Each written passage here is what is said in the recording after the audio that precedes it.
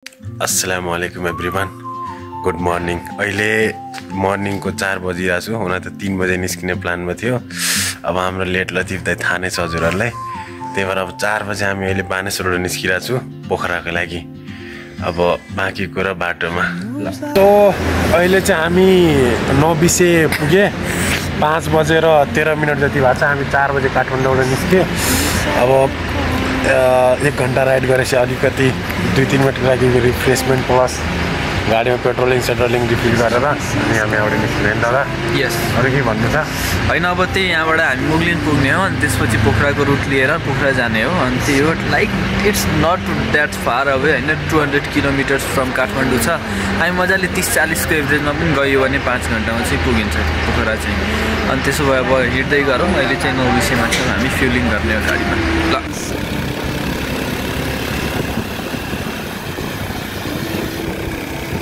नेपालको सुन्दरता यस प्रकारको रहेको छ। के भन्न चाहनुहुन्छ? एकदम ब्युटिफुल सीन आउँदैछ। खटारा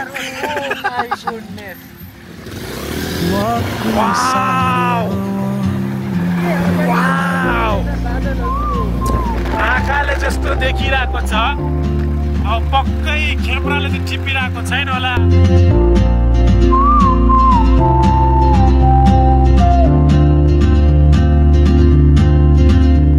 She hums a tune I've never heard in languages I can't speak. She writes down cities on the road and dreams she'll never keep. I sip my coffee, miss my cue, still anchored by my fear. But time rolls on like open roads, and soon she won't be here. So guys, अहिले ठ्याक्कै 7 बजेको छ। हामी चाहिँ मलेखु पुगिसक्यो। झुट भन्दैछ, 7 बजेर 5 मिनट भयो। अनि ठ्याक्कै 7 बजीतिर मलेखु पुगे। अब यहाँबाट अलि चिया नास्ता गरौँ अनि त्यसपछि यहाँबाट फेरि कन्टिन्यू हामी हिँड्ने।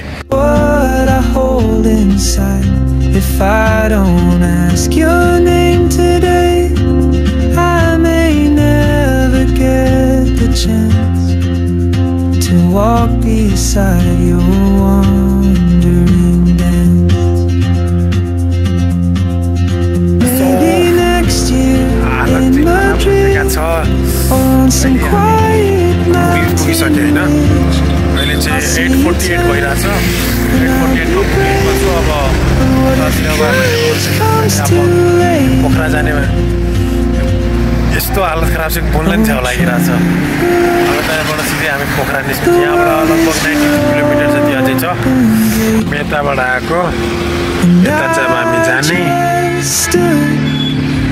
अझै अब 91 किलोमिटर भनेपछि अझै 1.5 घन्टा जति लाग्ला। बिचमा फेरि कतै रोकेर अनि यताबाट हामी सिधै पोखरासम्म पुगिने। हामी पोखरातिर मुड्दै यो पुलमा चाहिँ ये पुल है कि वो पुल है? हो यही पुल है। चलिए, दोनों एक ही तो है। वाह, उतापट्टि क्या दामी भ्यू रहेछ। प्लस बब्बाल पुल बनाएको रहेछ होइन।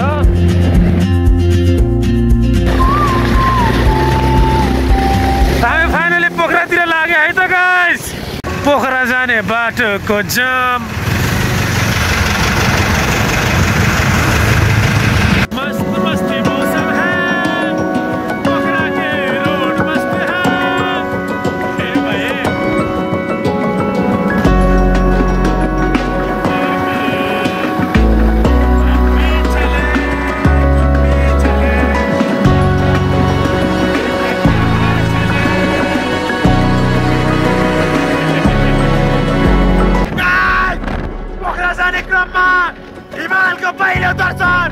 पहिलो हिमाल देखिसकेको छ हामीले। अत्यन्त खुसी लागेको छ, अत्यन्त खुसी लागेको छ।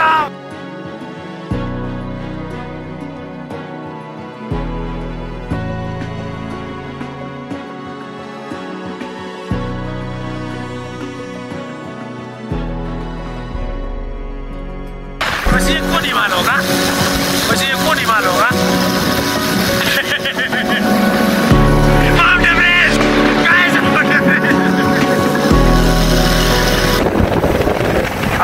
आउँदैछ कि हामी पोखरा पुग्ने लागिसकेका छ भनेर है त टङ टङ टङ टङ साहोर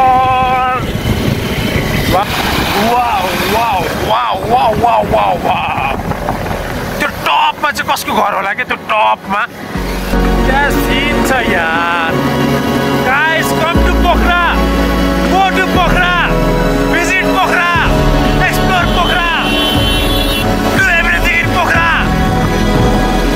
फेरि बाख्रा हैन Pokhara Pokhara wow wow wow wow what a view man we are heading towards Pokhara man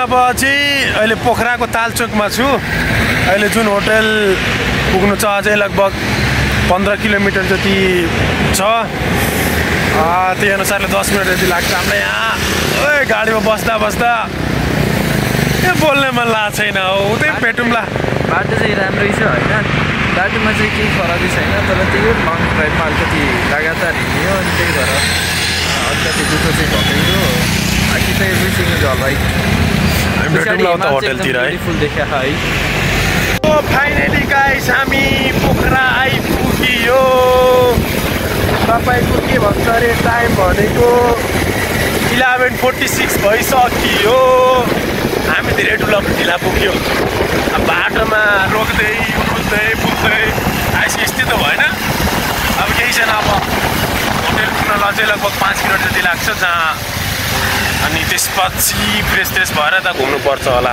र कहाँ घुम्ने के घुम्ने कहाँ जाने केही थाहा छैन किनभने यो पुरै अनप्लान्ड ट्रिप हो के हामीले पोखरा आउनलाई चाहिँ सोचेको थियो पहिले ट्रिप बनाएको थियो त क्यान्सल भयो अनि हिजो बेलुकातिर अचानक भन्छ दाइहरूले केटाहरूले जाउँ पोखरा त्यो पोखरा पनि चितवन जाने कुरा थियो तर हामी पोखरा आएको अब हेरौँ के हुन्छ कसो हुन्छ कति घुमिन्छ है त पोखराको बजारहरू चाहिँ यस्तो रहेछ ठ्याक्कै काठमाडौँ जस्तै छ छमा त उता चाहिँ पुरा सुनसान थियो होइन यता चाहिँ काठमाडौँ जस्तै गाडीको हल्लीचल्ली भिडभाड सब कुराहरू सेम एज केटिएम रोडलाई चाहिँ त्यो सजाइएको छ तर हामी जाने चाहिँ यतातिर हो एउटा कुरा के भने काठमाडौँ जस्तो रहेछ कि यताको पनि मान्छेहरू हामीले भर्खर बाइकबाट गइ नै रहेको छु होइन अर्को यता बाइकबाट साइडबाट आउँछ भन्छ होटल चाहिन्छ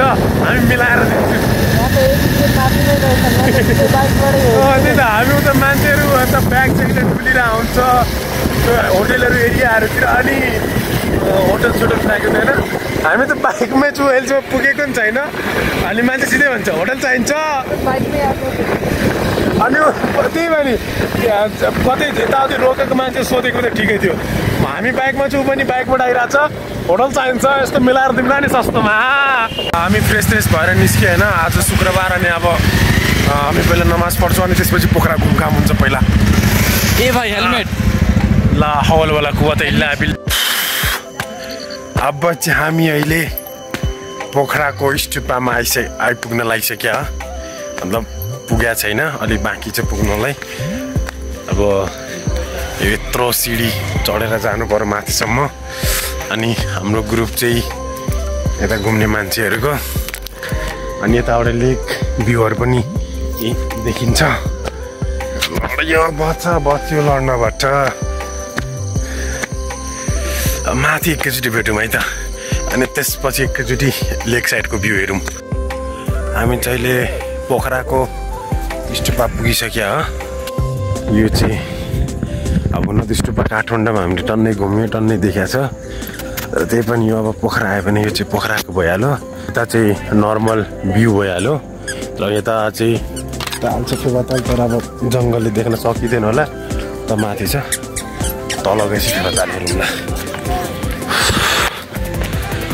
दोस्त चाचा के छ हालखबर के छ हजुर बेहाल छ मेरो त हो कस्तो लागिरहेको छ तपाईँ यहाँ घुमेको मजै आउँदैछ लेक साइडहरू बाँकी नै छ घुम्न स्टुपा यहाँको स्टुपाको मलाई एउटा कुरा चाहिँ के मन पर्यो भने they are manage it properly के इन फ्रन्ट अफ स्टुपा एउटा राम्रो चौरी खालको बनाएर मजाले घाँस कटिङ गरेर त्यसको होइन सानो सानो एमाउन्टमा अनि ड्याम गुड के थियो मलाई स्टुपा भन्दा पनि अगाडिको बस्ने ठाउँ चाहिँ मलाई बवाल लाग्यो हामी चाहिँ जाँदैछु अब यहाँबाट कति मजा चाहिँ आयो तर मलाई पनि